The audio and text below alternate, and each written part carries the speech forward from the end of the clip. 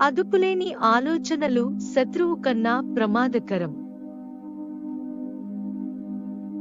మన దుఃఖానికి కారణం కొడుకో ఆప్తుడో కాదు, మనలోని అజ్ఞానమే కారణం.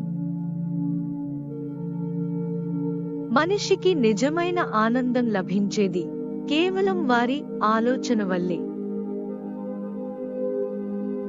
అన్ని విషయాలు తెలుసుకో, నాకే తెలుసునని గర్వపడకు, ఇతరుల కంటే ఎక్కువ అని నువ్వు భావించుకోకు, నిన్ను నీవు ఇతరులతో పోల్చకు. ఇతరులను బాధపెట్టేవారు ఖచ్చితంగా బాధపడతారు, దాని నుంచి ఎట్టి పరిస్థితుల్లోనూ తప్పించుకోలేరు.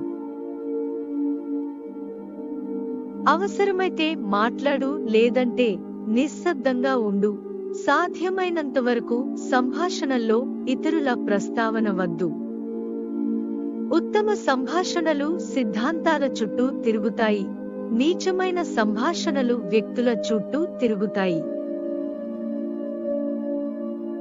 లేని గొప్పతనాన్ని ప్రదర్శిస్తే నీలో ఉన్న నిజమైన గొప్పతనం మరుగున పడుతుంది.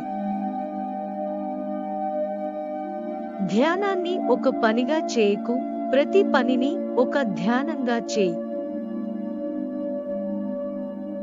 గౌరవము అనేది వయసుని బట్టి ఉండదు, సంస్కారముని బట్టి ఉంటుంది.